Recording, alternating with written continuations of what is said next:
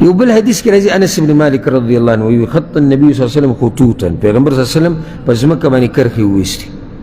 وی هذا الامل دا ارمان دی وهذا اجله او دی نیټه د مرګ دی فبينما هو كذلك دې دغه شان رواني د انسان په څه پسې رواني ارمان پسې اذ جاءه الخط الاقرب دا نږدې کرښه پرې راشي نږدې کرښه د څه ده د مرګ ده اجل دې دغه شان رواني په خپلو ارمانونو کې او پوره کېږي نه د ارمانونه او ځکه یو حدیث کې داسې راځي سبحان الله دا حدیثونه د یو بل وضاحت کوي پیغمبر صلی الله علیه وسلم بینما هو یأمل د انسان په ارمانونو کې او امیدونو کې پروت دي زه به دا کوم او زه به دغه کوم او داسې به کېږي او دغه به کېږي او دا اذ جاءه الموت مرګ پرې راشي همدغه ارمانونو به دې منځ کې راشي او چا چېرته دنیا پوره کړې نه ده او څوک چې په دې پسې داسې منډې وي چې زه بلکل پوره کومه د ځان هسې ستړی کوي او ځکه یو حدیث کې داسې راځي د دې نه زیات وضاحت پکې والا هغه ده چې پیغمبر صلی الله علیه وسلم امام احمد دا حدیث راوړی ګوره په خبر به ملګري څنګه پوه کول یعنی یو طریقه هغه نه ده استعمال کړې بله طریقه یې استعمال کړې هغه ده چې پیغمبر صلی الله علیه وسلم دا ګوتې داسې راټولې کړې او په ځمکه یې کېښودې وی هذا ابن آدم دا د آدم بچی دی بیا یې دا لاس اوچت کو لږ شاته یې کېښودو هذا اجله دا د مرګ دی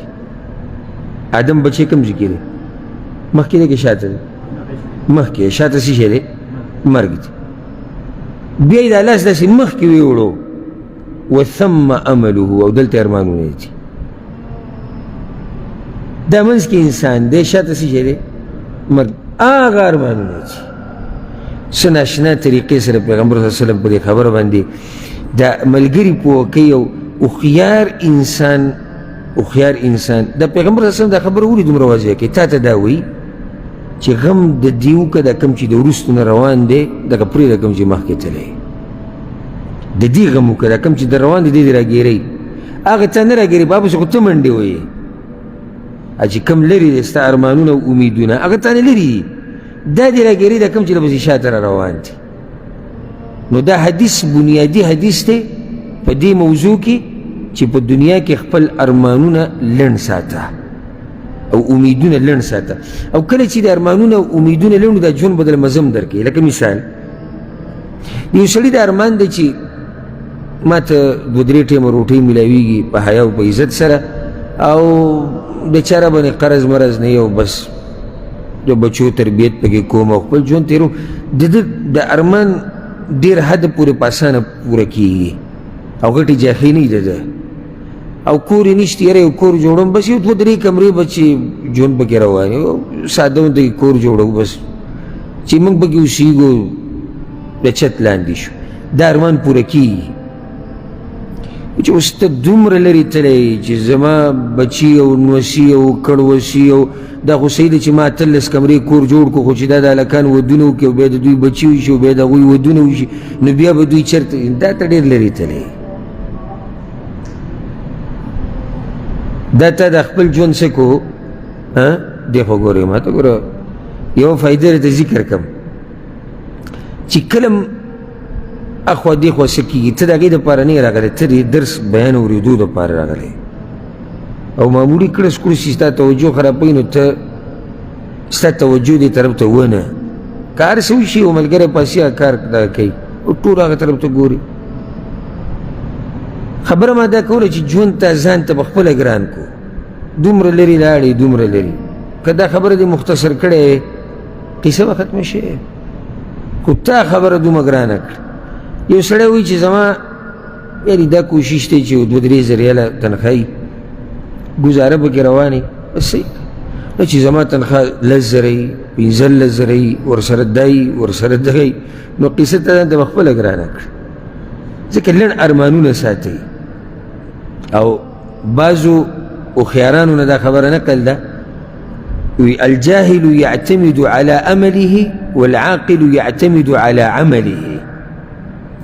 کمقل انسان او جاهل دې په خپلو ارمانونو او امیدونو باندې اعتماد او یقین ساتي او خيار انسان په خپل عمل باندې اعتماد ساتي ځکه چې دا عمل د ده سره بنیادي هر څه دي او ځکه یو شاعر وایي یا من بدنیاه اشتغل وغره طول الامل الموت يأتي بغتة والقبر صندوق العمل. هغه چاته ووایم چې په دنیا کې مصروف او دوکه کړی دی اوږدو ارمانونو مرګ ګوره اچانک راځي او قبر صندوق د عمل دی. مرګ اچانک راځي او قبر د صندوق د عمل دی. معنی ده چې دا صندوق د عمل نه ډک که پرېږده اوږده ارمانونه. خو دا راته یو فایده ذکر کو علماو ذکر کړې ده لکه امام ابن حجر رحمه الله فتح الباري کې هم ذکر کړې ده چې داسې نشي کېدی چې ارمان او امید دې نه وي بلکې سبحان الله د ارمان او امید وی الله داسې شی پیدا کړی دی چې د دې سره دا ژوند مزه کوي د دې سره ژوند مزه کوي. ته په یو څه روان یې که نه یو څه دپاره لګیا یې ارمان خو دې شتي که نه نو ارمان او امید دې نه بغیر کار نه کېږي. خو تبعي اله ده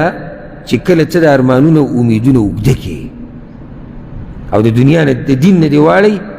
دې کې بیا تبعي ده. نور دا کېدی نه شي چې څوک وایي چې زما بلکل ارمان او امید نشته که ژوند چې تیری ستا څه نه څه ارمان دی څه نه څه امید ته ساتې. امیدونه ارمانونه موږ ټولو سره دي خو په موږ ټولو کې تاواني هغه یو دی چې ارمانونه او امیدونه یې دومره اوږده دي چې یعنې څو سوه کاله بعد او 10 کاله او 20 او 50 او 100 کاله بعد دی سوچ کوي زه به څه کوم. وختي طور ژوند تېروه دومره ښایسته ژوند به تېری که نه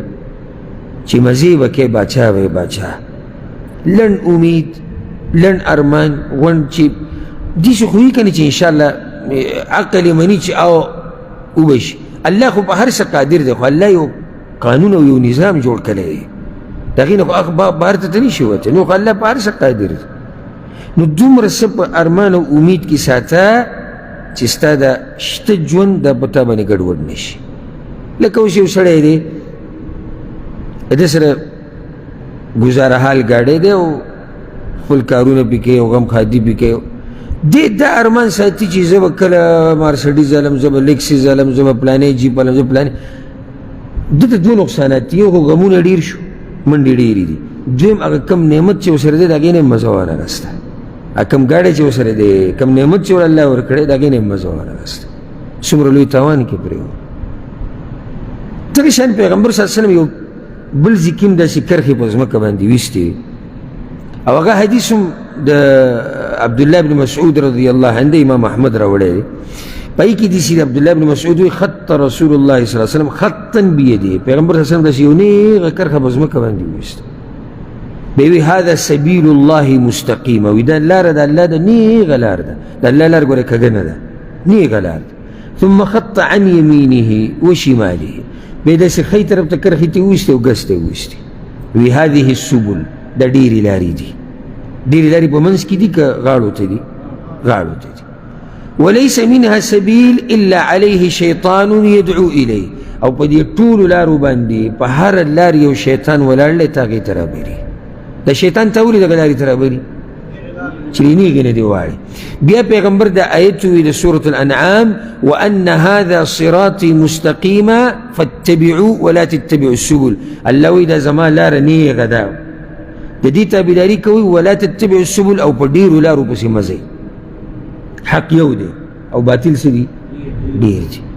داسې نشي کېدی چې باطل دی ډېر نه نیغه لار چې کومه الله ته رسېدلې ده هغه څو لارې دي هغه یوه لار ده. جنت ته صرف یوه لار رسي هغه د قرآن او حدیث لار ده هغه د الله لار ده هغه د پیغمبر لار ده. اوس که تا ته یو سړی دا وایي چې د الله لار د پیغمبر لار د قرآن او حدیث لار دا ټولې خبرې یو شان دي. د الله لار همدقه د پیغمبر دا لار ده د پیغمبر لار همدقه د الله دا لار ده د قرآن او د حدیث لار د همدقه د الله دا لار ده. الغرض یوه لار ته جنت ته رسئ یوه لار دې د الله رضا ته رسئ او هغه لار د قرآن او د حدیث ده او هغه لار د الله ده لار د پیغمبر صلی الله علیه وسلم د تابعدارۍ ده. معمولي چې ته دې لارې نه اخوا دېخوا کېږي نو ګاډه کچې ته کوزې ته تباه کېږي ځکه چې په هر لار باندې شیطان ولاړ دی. نو بله فایده دې کې دا ده یعنی ته به په دې نه دوکه کېږي چې یاره یو سړی ښایسته خبرې کوي او لګیا ده نو هغه هم داسې وي هغه هم داسې وي نه دا شیطان چې تا دوکه کوي که هغه پیری شیطان دی او که هغه انسی شیطان دی په انسانانو کې دی به تا ته دا خبره ډولۍ کوي او ښایسته کوي ځکه چې تا له دعوت تر کوي چې ته راواوړې او ته داسې په اله سنه خو د هغه طرف ته نه اوړي که نه